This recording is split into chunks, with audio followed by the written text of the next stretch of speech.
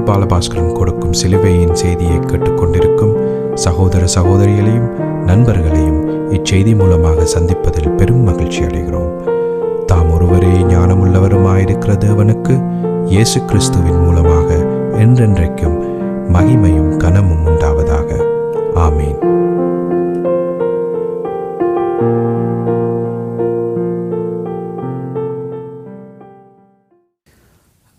நான் பால் பாலபாஸ்கரன். நான் ஒரு இவாஞ்சலிஸ்ட். சிலுவையின் செய்தியில் உங்கள் எல்லோரையும் சந்திப்பதில் நான் பெரும் மகிழ்ச்சி அடைகிறேன். என் நண்பர்கள், என் சகோதரர்கள், என் சகோதரிகள் எல்லோரையும் சந்திப்பதில் பெரும் மகிழ்ச்சி அடைகிறேன். உங்களோடு வேத வாக்கியத்தை பகிர்ந்து கொள்வது எனக்கு மிகுந்த சந்தோஷத்தை அளிக்கிறது என்பதை நீங்கள் அறிய வேண்டும். கடந்த செய்தியில் அடிப்படை வேத வாக்கியமாக ஒரு வேத வசனத்தை நான் எடுத்தேன். அந்த வேத வாக்கியம் என்னன்றதை ஒருக்கா பார்ப்போம்.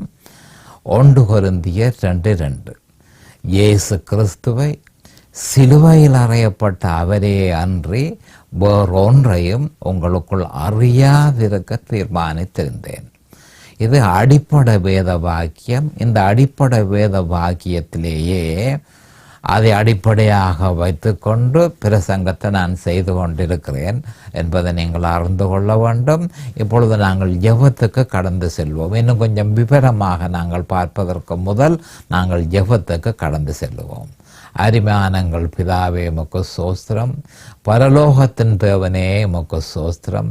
கர்த்தராகிய எங்கள் ஆண்டவரே, உமக்கு ஸ்தோத்திரம். இயேசு கிறிஸ்துவின் பிதாவே, உமக்கு அண்டண்டைக்கும் ஸ்தோத்திரம். அப்பா பிதாவே, இயேசு கிறிஸ்துவனுடைய இரத்தத்தினாலும் அவருடைய நாமத்தினாலும் உம்மிடத்தில் நான் வருகிறேன். நாங்கள் எல்லோருமாக என் சகோதர சகோதரிகள் இதை கேட்டுக்கொண்டு இருப்பவர்கள் எல்லாரும் இயேசு கிறிஸ்துவின் இரத்தத்தினால் பிதாவே உம்மிடத்தில் வருகிறோம். அருமையான பிதாவே, உம்முடைய குமாரனை பலியாக கொடுத்து அவரை எங்களுக்கு கிஃப்டாக தந்து அவருடைய வெளியேறப்பெற்ற இரத்தத்தினால் நீர் எங்களை மீட்டு கொண்டீர். அதற்காக உமக்கு இன்றைக்கும் ஸ்தோத்திரம். அருமையான பிதாவே, அவர் எங்களுக்காக தன்னை பலியாக கொடுத்து சிந்தின இரத்தத்தினால எங்களுடைய பாவத்தை கழுவினீர். பாவத்தின் கடன்களை கொடுத்து தீர்த்தீர். பாவத்தின் பிடியிலிருந்து எங்களை விலக்கினீர். எங்களுடைய பாவங்கள் எல்லாவற்றையும் மன்னித்தீர். பரமபிதாவோடு எங்களை ஒப்புரவாக்கினீர். எந்த நேரமும் துணிவோடு அவருடைய கிருபாசனத்துக்கு போகக்கூடிய பாக்கியத்தை எங்களுக்கு தந்தீர். அதற்காக உமக்கு அண்டண்டைக்கும் ஸ்தோத்திரம் பிதாவே. என் சகோதர சகோதரிகள் கேட்டுக்கொண்டிருப்பவர்கள் எல்லோரையும் தேவரையில் ஆசீர்வதித்து அபிஷேகித்து உம்முடைய வேத வார்த்தைகளை அறிந்து கொள்ளக்கூடிய பாக்கியத்தை அவர்களுக்கு கொடுத்தருள வேணும் என்றும், அதே நேரம் அடியேனையும் அபிஷேகித்து அவர்களுக்கு நிதானமான முறையில் போதிக்க உம்முடைய பரிசுத்த ஆவியானவர் தாமே முன்னின்று போதனையை செய்ய வேணும் என்று இயேசு கிறிஸ்துவின் நாமத்தினால் கேட்டுக்கொள்கிறேன் பிதாவே. ஆமேன் and amen and amen. Hallelujah. Thank you Jesus. Thank you Jesus. ஹல்லேலூயா. அப்போ இந்த அடிப்படை வாக்கியத்தை நான் தெரிவு செய்ததன் நோக்கம் என்ன என்று சொன்னால், இப்படியாக நான் இன்னும் வேறு சில அடிப்படை வேத வாக்கியங்களையும் எடுத்து இதை கேட்டுக்கொண்டிருப்பவர்களுக்கு ஒரு புரிந்துணர்வை ஏற்படுத்தி அவர்கள் சிலுவையை பற்றி ஒரு அறிவை பெற்று கொண்ட பிறகு சிலுவையின் செய்தியின் இறுதியான நோக்கத்தை அடைவதே என்னுடைய இந்த முயற்சியாகும். அப்போ சிலுவையின் செய்தியில் ரோமர் 6, ரோமர் 7, ரோமர் 8ஆம் அதிகாரத்தை பிரசங்கிப்பதே இறுதி நோக்கமாகும். அதற்கு முதல் கேட்டுக்கொண்டிருப்பவர்கள் சிலுவையின் செய்தி என்றால் என்ன, இந்த சிலுவை என்றால் என்ன, சிலுவையில் அறையப்பட்ட இயேசு கிறிஸ்து என்றால் என்ன என்ற இதுகளை பற்றி அவர்கள் போதிய அறிவை பெற்று கொண்ட பின்பு ரோமர் 6, ரோமர் 7, ரோமர் 8க்கு போகிறது எனக்கு பொருத்தமாக காண்கிறது. ஆனபடியால் கடைசி செய்தியிலையும் அதற்கு முந்தின செய்தியிலும் நான் தெரிவு செய்து கொண்ட அடிப்படை வேத வைராக்கியத்தின் அடிப்படையில் இப்பொழுது நாங்கள் எங்களுடைய பிரசங்கத்தை ஆரம்பிப்போம். அப்போ இந்த செய்தியில் கடைசியாக நான் ஒரு மிக முக்கியமான ஒரு வசனத்தை உங்களோடு பகிர்ந்து கொண்டதாக எனக்கு ஞாபகம் உண்டு. அது மத்தேயு 7:22-23. மத்தேயு 7:22-23. அந்நாளில் அநேகர் என்னை நோக்கி, கர்த்தாவே கர்த்தாவே, உமது நாமத்தினால் தீர்க்க தரிசனம் உரைத்தோம் அல்லவா, உமது நாமத்தினால பிசாசுகளை துரத்தினோம் அல்லவா, உமது நாமத்தினாலே அற்புதங்களை செய்தோம் அல்லவா என்பார்கள். அப்பொழுது நான் ஒரு காலம் உங்களை அறியவில்லை, அக்கிரம செய்கைக்காரரே, என்னை விட்டு அகன்று போங்கள் என்று அவர்களுக்கு சொல்லுவேன் என கூறியிருக்கிறார். இந்த வேத வார்த்தையை நாங்கள் கடைசி செய்தியில் பார்த்தோம். அப்போ இதனுடைய பிரச்சனை, இந்த வசனம் வர வேண்டியதனுடைய காரணம் என்னவென்றால், 1 கொரிந்தியர் 2:2 அநேகமான கிறிஸ்தவர்கள் பின்பற்றுவதில்லை. ஏனென்றால் அநேகர் என்று சொல்லப்பட்டிருக்கு 22வது வசனத்தில், அந்நாளில் அநேகர். அப்போ அநேக கிறிஸ்தவர்கள் 1 கொரிந்தியர் 2:2 சொல்லப்பட்டிருக்கிறதை அவர்கள் பின்பற்றுகிறதில்லை. இயேசு கிறிஸ்துவை சிலுவையில் அறையப்பட்ட அவரே அன்றி வேறொன்றையும் உங்களுக்குள் அறியாதிருக்க தீர்மானித்திருந்தேன் என்று தெளிவாக சொல்லப்பட்டிருக்கிறது. அப்போ அறிய வேண்டியது யாரை? இயேசு கிறிஸ்துவை அறிய வேணும், அவரை விசுவாசிக்க வேணும், அவரோடு இணைய வேணும். அடுத்ததாக அவர் சிலுவையில் செய்து முடித்ததை அறிய வேணும், அதனை விசுவாசிக்க வேணும், அதனோடு ஒன்றிணைய வேணும். அப்பொழுது இணையும் பொழுது ரட்சிப்பு ஏற்படுகிறது என்று நான் முன்பு உங்களுக்கு கூறியிருந்தேன்.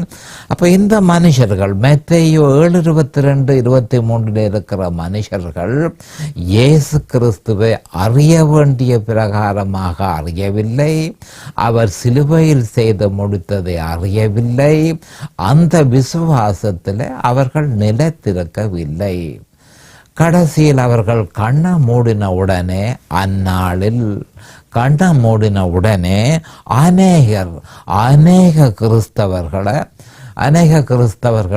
தங்களுடைய வாக்குவாதங்களை ஆண்டவராகிய இயேசு கிறிஸ்துவிடம் எடுக்கிறார்கள். அப்போ அவர்கள் சொல்லுகிறது 1 கொரிந்தியர் 2:2 பற்றி அவர்கள் பேசவே இல்லை. 1 கொரிந்தியர் 2:2 தவிர்த்து, ஆண்டவரே, உமது நாமத்தினால தீர்க்க தரிசனம் உரைத்தோம் அல்லவா, அப்படி நாம் உரைத்திருக்கும் பொழுது நாம் கிறிஸ்தவர்கள் இல்லை என்று நீ சொல்லுவது என்ன? உமது நாமத்தினால பிசாசுகளை துரத்தினோம் அல்லவா, அப்படி இருக்க நாங்கள் கிறிஸ்தவர்கள் இல்லை என்று நீ சொல்லுவது என்ன? உமது நாமத்தினாலே அநேக அற்புதங்களை செய்தோம் அல்லவா, அப்படி நாங்கள் அற்புதங்களை செய்தும் நீர் எங்களை கிறிஸ்தவர்கள் என்று ஏற்றுக்கொள்ளாமல் இருக்கிறீர் என்று சொல்லி அவரோட வாக்குவாதத்தில் மேற்கொள்கிறார். அப்போ கண் மூடினா பிறகு ஆவியும் ஆத்துமாவிலேயும் சென்ற மனுஷன் நம்முடைய ஆண்டவராகிய இயேசு கிறிஸ்து அவனை ஏற்றுக்கொள்ளாததன் நிமித்தம், ஏராளமானவர்களை ஏற்றுக்கொள்ளாததன் நிமித்தம், ஏராளமான கிறிஸ்தவர்களை ஏற்றுக்கொள்ளாததன் நிமித்தம் பெரும் வாக்குவாதத்தில் அவர்கள் ஈடுபட்டிருக்கிறார்கள். அப்போ இந்த மாதிரி சொல்லி எங்களை நீர் ஏற்றுக்கொள்ள வேணும் அல்லவா, நாங்கள் அற்புதங்களை செய்தோம், பிசாசுகளை துரத்தினோம், தீர்க்க தரிசனம் உரைத்தோம், அப்போ அந்த அடிப்படையில் நீர் எங்களை ஏற்றுக்கொள்ளலாம் அல்லவா என்று சொல்லி அவர்கள் வாக்குவாதம் செய்கிறார்கள். அப்பொழுது ஆண்டவர் என்ன சொல்கிறார் என்றதை பார்ப்போம். 23ஆம் வசனத்தில், நான் ஒரு காலம் உங்களை அறியவில்லை, அக்கிரம செய்கைக்காரரே, என்னை விட்டு அகன்று போங்கள் என்று அவர்களுக்கு சொல்லுவேன். அப்போ ஆண்டவர் இந்த 23வது வசனம் மத்தேயு 7:23 தான் அவர்களை நிராகரிக்கிறதுக்கு முக்கியமான காரணம் என்ன என்பதை தெளிவாக சொல்லியிருக்கிறார். நான் ஒரு காலம் உங்களை அறியவில்லை, நான் ஒரு காலம் உங்களை அறியவில்லை. இதுதான் அவர் சொன்ன காரணம். அப்போ அவர் சொன்ன காரணத்தை நாங்கள் சற்று விவரமாக பார்க்கையில், கிறிஸ்தவர்கள் அவரை அறிய முயற்சிக்கவில்லை என்பது தெளிவாகிறது. ஆனபடியால் அவர்களை அறிய முயற்சி செய்யவில்லை. அதனவாத விஷயம். அப்போ கிறிஸ்தவர்களுக்கு 1 கொரிந்தியர் 2:2 அவரை அறிய வேணும் என்று சொல்லப்பட்டிருக்கிறது.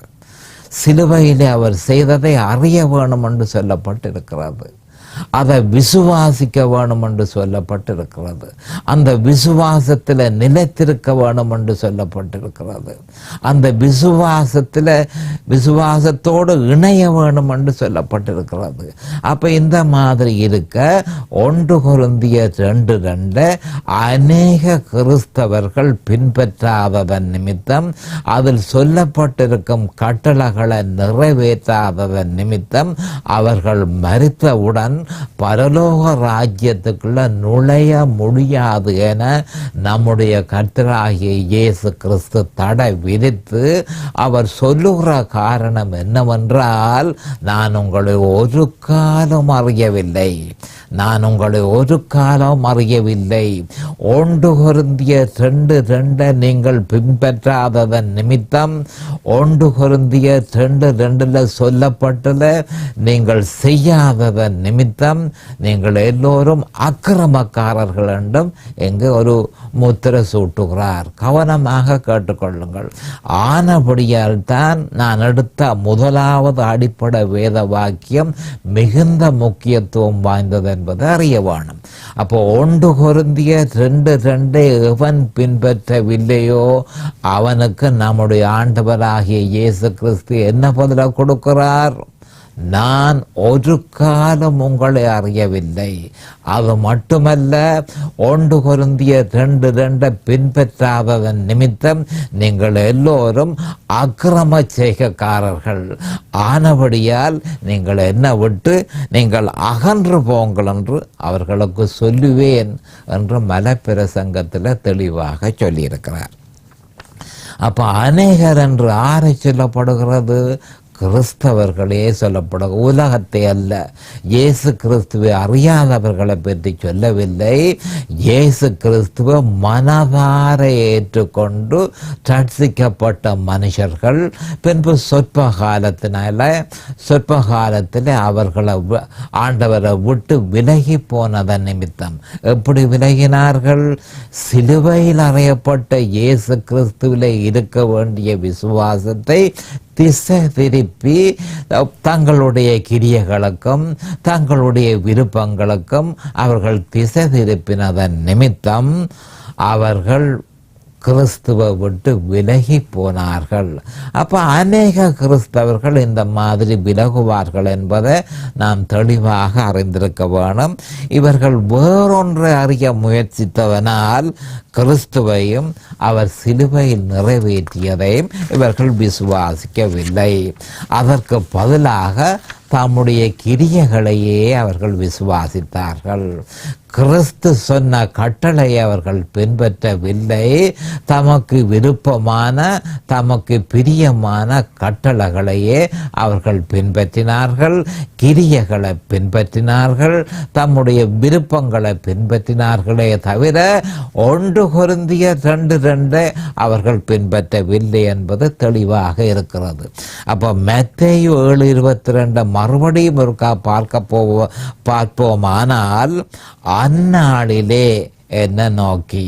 அப்போ அந்நாளில் என்று சொல்லப்பட்டிருக்கிறது, கிறிஸ்தவன் இந்த பூலோகத்தில் மரித்து ஆவியும் ஆத்மாவுமாக மேல் எழும்பி போகும் பொழுது நம்முடைய கர்த்தராகிய இயேசு கிறிஸ்து அந்த கிறிஸ்தவனை பார்த்து, நீ பரலோக ராஜ்யத்துக்குள்ள பிரவேசிக்க முடியாது, என்னை விட்டு அகன்று போ என்று நான் சொல்லுவேன் என்று சொல்லியிருக்கிறார்.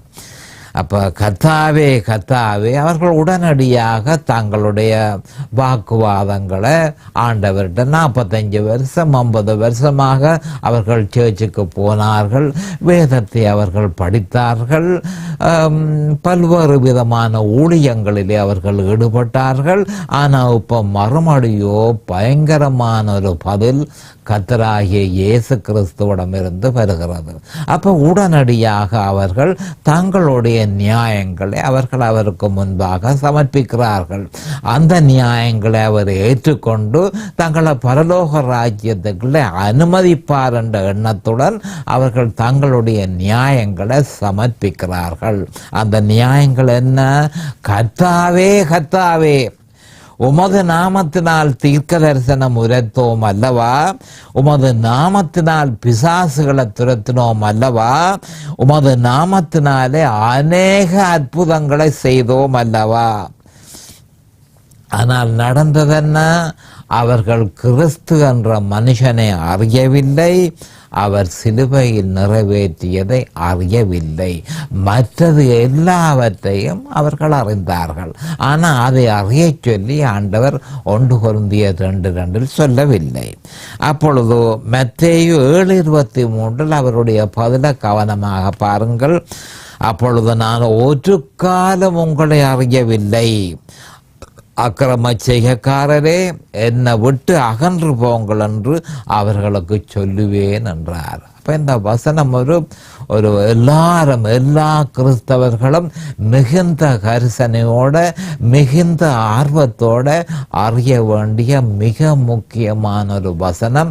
இந்த 1 கொரிந்தியர் 2:2 அதன் பிரதிபலன் மத்தேயு 7:22 7:23 என்ன நடந்தது என்பதை நாம் தெளிவாக அறிந்து கொள்ள வேண்டும். லூக்கா 13:26-28 சொல்லப்பட்டிருக்கிறதையும் அதற்கு அவர் சொன்ன பதிலும் இதே மாதிரியே இருக்கிறது. லூக்கா 13:26-28 சொல்லப்பட்டிருக்கிற வேத வாக்கியங்களை பரிசீலனை செய்வோமாகில் இதே மாதிரியே கிறிஸ்தவர்கள் தங்களுடைய வாத பிரதிவாதங்களை நம்முடைய ஆண்டவராகிய இயேசு கிறிஸ்துவிடம் சமர்ப்பிக்கிறார்கள். ஆனால் இதே பதிலையே அவர்கள் பெறுகிறார்கள் என்பதையும் நாங்கள் ஒரு பார்ப்போம். லூக்கா 13:26 அப்பொழுது நீங்கள், அதாவது அந்நாளில் அவர்கள் மேலுக்கு எழும்பும் பொழுது கவனமாக கேட்டுக்கொள்ளுங்கள். ஒரு கிறிஸ்தவன் மரித்தவுடனே அவனுடைய சரீரம் அடக்கம் செய்யப்படுகிறது, சில வேளைகளில் தகனம் செய்யப்படுகிறது. அது முடிந்தவுடனே உடனடியாக கண்ணை மூடின உடனடியாகவே ஆவியும் ஆத்துமாவும் நம்முடைய மேலுக்கு எழும்பும். அதை உருவாக்கினவர்கிட்ட எழும்பும் பொழுது அவர்களுடைய எண்ணம், நாங்கள் கர்த்தராகிய இயேசு கிறிஸ்துவிடம், என்னால் அவர்கள் கிறிஸ்தவர்கள், கர்த்தராகிய இயேசு கிறிஸ்துவிடம் நாங்கள் போகிறோம், பரலோக ராஜ்யத்துக்குள்ள நாங்கள் போகிறோம், பரலோகத்துக்குள்ள நாங்கள் நுழைகிறோம் என்று நல்ல நம்பிக்கையோட அவர்கள் பின்தொடர்ந்தார். அவர்கள் மேல் செல்கிறார்கள். அப்படி செல்லும் பொழுது உடனடியாக ஆண்டவர் தடுத்து நிறுத்தி, அக்கிரமக்காரர்களே, நான் உங்களை அறியவில்லை, நீங்கள் இங்கு வரக்கூடாது என்று அவர் சொல்லுகிறார். அப்ப மத்தேயு 7:22-23 ஒரு சீன், ஒரு காட்சியை நாங்கள் பார்த்தோம். அதே மாதிரியான ஒரு காட்சி லூக்கா 13:26-28 நாம் காணக்கூடியதாக இருக்கிறது. இப்பொழுது லூக்கா 13:26 அந்நாளில் மரணம் சம்பவித்த பிறகு அநேகமான கிறிஸ்தவர்கள் மேலெழுந்து செல்லும் பொழுது நம்முடைய ஆண்டவராகிய இயேசு கிறிஸ்து அவர்களை தடுத்து நிறுத்துகிறார். நீங்கள் பரலோக ராஜ்யத்துக்குள் வரக்கூடாது என்று தடுத்து அவர்களை நிறுத்தும் பொழுது அவர்கள் வாதம் செய்கிறார்கள், தங்களுடைய வாக்குவாதங்களை அவர்கள் சமர்ப்பிக்கிறார்கள். 13:26 அப்பொழுது நீங்கள் உம்முடைய சமூகத்தில் போஜனபானம் நீங்கள் உம்முடைய சமூகத்தில் போஜனபானம் பண்ணினோமே, நீரங்கள் வீதியில் போதகம் பண்ணினீரே என்று சொல்வீர்கள். அப்போ முந்தினதோட ஒப்பிட்டு பார்க்க வேணும். முந்தினதோட மத்தேயு 7:22 அவர்கள் உமது நாமத்தினால தீர்க்க தரிசனம் உரைத்தோம், உமது நாமத்தினால பிசாசுகளை துரத்தினோம், உமது நாமத்தினாலே அநேக அற்புதங்களை செய்தோம் என்று சொன்னார்கள். மத்தேயு 13:26 உம்முடைய சமூகத்தில் நாங்கள் போஜனம் பண்ணினோமே, உம்முடைய சமூகத்தில் நாங்கள் போஜனம் பண்ணினோமே, நீர் எங்கள் வீதிகளில் போதகம் பண்ணினீரே என்று சொல்லுவார்கள். அப்ப இதையும் நீங்கள் ஒப்பிட்டு பார்க்கும் பொழுது 1 கொரிந்தியர் 2:2க்கும் அவர்கள் சமர்ப்பிக்கிற வாதங்களுக்கும் வாக்குவாதங்களுக்கும் ஒரு விதமான சம்பந்தம் இல்லை என்பதை நாம் தெளிவாக அறிந்து கொள்கிறோம். இதே மாதிரியான துர்ப்பாக்கிய நிலைமையில அநேகமான எல்லா சபைகளும் அல்ல, அநேகமான சபைகளில் உள்ள கிறிஸ்தவர்கள் 1 கொரிந்தியர் 2:2 அறியாமல் இந்த மாதிரி இதுகளை விசுவாசிக்கிறார்கள். தீர்க்க தரிசனம் உரைத்தோம் அல்லவா, பிசாசுகளை துரத்தினோம் அல்லவா, அநேக அற்புதங்களை செய்தோம் அல்லவா, உம்முடைய சமூகத்தில் போஜனபானம் பண்ணினோமே, நீரங்கள் வீதிகளில் போதகம் பண்ணினீரே என்று பொருத்தமில்லாத விஷயங்களை எடுத்து அதை சமர்ப்பித்து நாங்கள் கிறிஸ்தவர்கள் அல்லவா, நீர் எங்களை பரலோக ராஜ்யத்துக்குள்ள பிரவேசிக்க அனுமதியும் என்று சொல்லி ஆண்டவரை கேட்கிறார்கள். அதற்கு அவருடைய பதில் என்னென்று பார்ப்போம். லூக்காவில் 13:27 அவருடைய பதில் ஆக்கிரமக்காரர் திருப்பியும் அதே சொல்லு வருகிறது. 7:23 சொன்ன அதே சொல்லு லூக்கா 13:27 வருகிறத நீங்கள் காணக்கூடியதாக இருக்கிறது. அப்ப 13:27 அவருடைய பதில், நீங்கள் எவ்விடத்தாரோ உங்களை அறியேன். அப்போ அவர் முதலாவதாக சொல்றார், நீங்கள் எங்கே இருந்து வருகிறீர்கள், நீங்கள் யார், நான் உங்களை அறியவில்லை, நீங்கள் என்னை அறியவில்லை. 1 கொரிந்தியர் 2:2 நான் என்னுடைய பரிசுத்த ஆவியினால கொடுத்த கட்டளையை நீங்கள் பின்பற்றவில்லை. இப்பொழுது நீங்கள் வந்து நீரங்கள் வீதிகளிலே போதகம் பண்ணினீரே, உம்முடைய சமூகத்தில் போஜனம் பண்ணினோமே என்று உங்களுடைய வாதங்களை நீங்கள் சமர்ப்பிக்கிறீர்கள். அதற்கும் 1 கொரிந்தியர் 2:2க்கும் ஒருவித தொடர்பும் இல்லை. ஆனபடியால் உங்களை நான் அறியேன் அக்கிரமக்காரரே. அப்போ 1 கொரிந்தியர் 2:2 பின்பற்றாத எல்லா மனுஷர்களையும் உடனடியாக அவர் என்ன பதில் சொல்கிறார்? அக்கிரமக்காரராகிய நீங்கள் எவ்விடத்தாரோ, நீங்கள் எங்கே இருந்து வந்தீர்கள், அக்கிரமக்காரராகிய நீங்கள் எல்லாரும் என்னை விட்டு அகன்று போங்கள் என்று சொல்லுவார் என்று உங்களுக்கு சொல்லுவேன் என கூறியிருக்கிறார். அப்போ இதை கவனமாக நாம் ஒற்று பார்க்க வேண்டும். ஏனென்று சொன்னால் இந்த வேத வாக்கியம் மிக முக்கியமான வேத வாக்கியமாக இருக்கிறது. அப்போ 1 கொரிந்தியர் 2:2 ஒரு கிறிஸ்தவன் பின்பற்றவில்லை, வாழ்நாள் முழுக்க அதை பின்பற்ற வேணும். ரட்சிப்புக்கும் அவன் அதை பின்பற்ற வேணும், பரிசுத்தத்துக்கும் அவன் பின்பற்ற வேணும், வாழ்நாள் முழுக்க அதை பின்பற்ற வேணும். அது அவனுக்கு இடப்பட்ட கட்டளை. அதை விட்டு அவன் திசை மாறி கிறிஸ்தவ சர்ச்சுகள் வழியே, கிறிஸ்தவ சபைகள் வழியே போய் கிரியைகளை செய்து, அந்த கிரியைகளை செய்தால் நான் பரலோக ராஜ்யத்தில் பிரவேசிக்கலாம் என்று நினைத்தால் கர்த்தருடைய பதில் மகா பயங்கரமாக இருக்கிறதை நீங்கள் இப்பொழுது பார்த்தீர்கள். அப்போ 13 லூக்கா 13:25-28 இருக்கிறத கொஞ்சம் கவனமாக நீங்கள் பார்க்க வேணும். மத்தேயு 7:22-23 பார்த்தோம். ஆனால் இது சற்று விவரமாகவும் வித்தியாசமாகவும் இருக்கிறத நீங்கள் பார்க்கிறீர்கள். ஆனால் ஒரே விஷயம், இப்பொழுது அதனுடைய பிரதிபலன் என்ன? நீங்கள் 1 கொரிந்தியர் 2:2 பின்பற்றாமல் விட்டால் என்ன நடக்கும் என்றதை ஆண்டவர் தெளிவாக சொல்லியிருக்கிறார். 25ஆம் வசனம், வீட்டு எஜமான் எழுந்து கதவை பூட்டின பின்பு. லூக்கா 13:25-28 பார்ப்போம். 25வது வசனத்தில் வீட்டு எஜமான் எழுந்து கதவை பூட்டின பின்பு நீங்கள் வெளியே நின்று பரலோக ராஜ்யத்துக்கு உள்ளுக்குள்ள நீங்கள் அனுமதிக்கப்பட மாட்டீர்கள். ஆனபடியால் நீங்கள் வெளியே நிற்கிறீர்கள். ஆண்டவரே ஆண்டவரே எங்களுக்கு திறக்க வேண்டும் என்று சொல்லி கதவை தட்டும் போது அவர் பிரதி உத்தரமாக நீங்கள் விடத்தாரோ உங்களை அறியேன் என்று உங்களுக்கு சொல்லுவார். அப்போ என்ன சொல்லப்படுதுன்றதை விவரமாக பார்க்க வேணும்.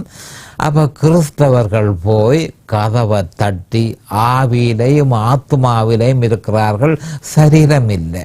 சரீரம் இந்த பூலோகத்தில் அடக்கம் பண்ணப்பட்டிருக்கிறது அல்லது சில நேரத்தில் தகனம் பண்ணப்பட்டிருக்கிறது.